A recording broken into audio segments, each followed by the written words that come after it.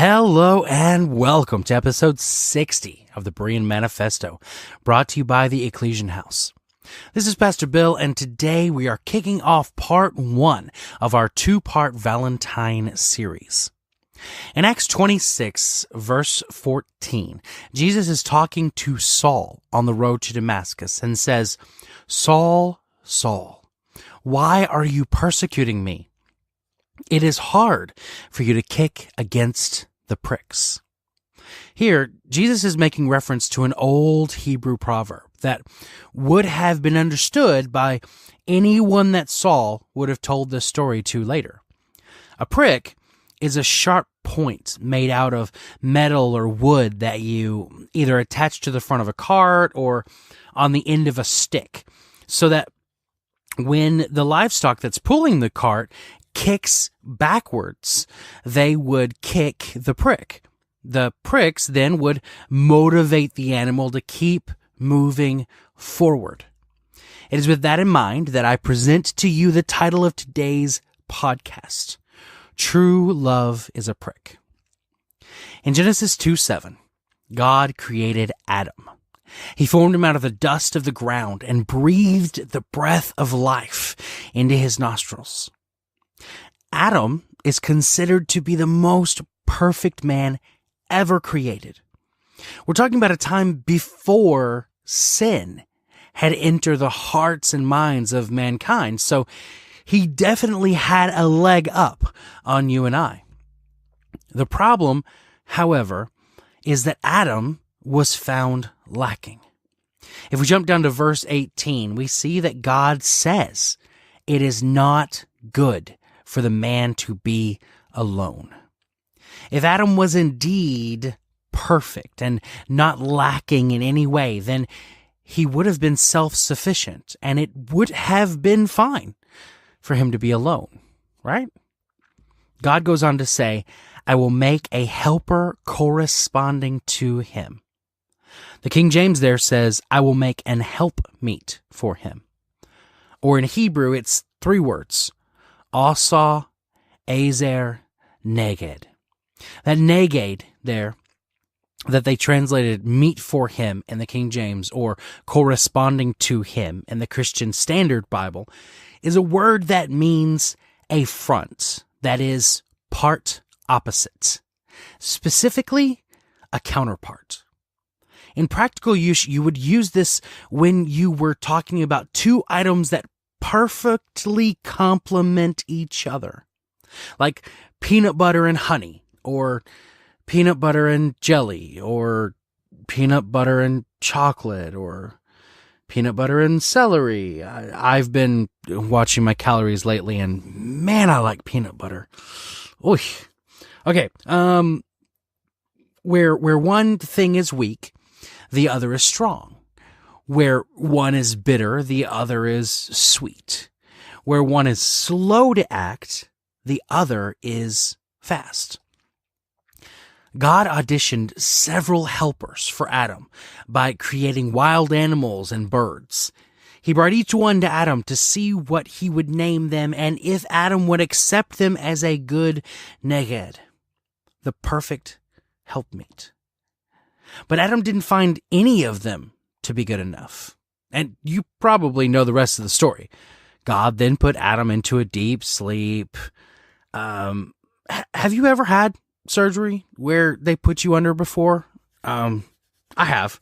I had to have my gallbladder removed in 2009. I remember lying on the bed in this little room with the anesthesiologist. We were making small talk while he put the finishing touches on the concoction he was going to inject me with when another person in scrubs walked up and said, "I've never seen you use that one before." The anesthesiologist looked up at him and replied, "Yeah, this one's a big guy and I want to make sure he stays out for the whole thing." He looked back at me and said, "That okay with you? Did I make sure you stay asleep for the whole thing, right?" "Uh-huh," I replied as I shook my head. He started to squeeze the plunger on the stuff that was going to keep me from waking up mid-surgery and said, "Okay, now count down from 100 nice and slow." I don't know how long it'll take for this to kick in. I got to 97. And the next thing I knew, I was surrounded by strangers in scrubs. I was confused, disoriented, and angry. Oh, I was angry. And I had the worst pain I'd ever felt in my life up in my shoulders. The same thing with Adam here, right? I imagine God telling him to lie down and count backwards from 100, but Adam probably didn't have quite the same experience waking up that I did. While Adam was asleep, God opened him up, took one of his ribs, closed the hole in his flesh back up, and made the rib into a woman. God presented the woman to Adam, and Adam approved of this helpmeet. In Genesis chapter 2, verse 23, he said, "This one, at last, is bone of my bone and flesh of my flesh. This one will be called woman, for she was taken from man." This drive we have to find someone to share our hearts with is because we all need a ghed, a helpmeet. The whole thing of romance, love, and frilly hearts can be fun, but can also be heartbreaking and lonely. You see, relationships are based on differences. In a worldly relationship, each one thinks the other has something they don't have themselves. They come together, each to complete themselves and rob the other. They stay until they think that there is nothing left to steal and then move on. Conversely, a holy relationship starts from a different premise, where each one knows they are lacking, but have something to offer that the other doesn't. They come together, each to serve and give freely of themselves to each other. The holy relationship, or true love, takes on the role of the prick that Jesus was talking about in Acts 26, pushing each other forward in growth. This rule is true not just in romantic relationships, but in all relationships across the spectrum of your life. Family, friends, acquaintances.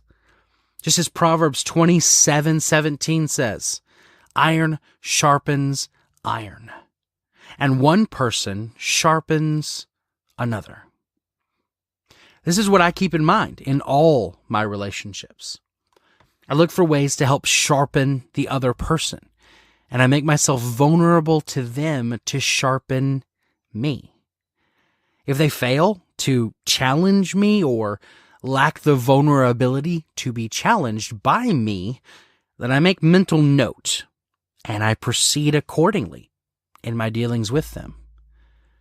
I hold most dear the relationships that I have with those who challenge me and help me keep sharpened. Those who will help me grow. Those who help me become a better Christian, a better husband, and a better father. Those are the ones that I draw in close.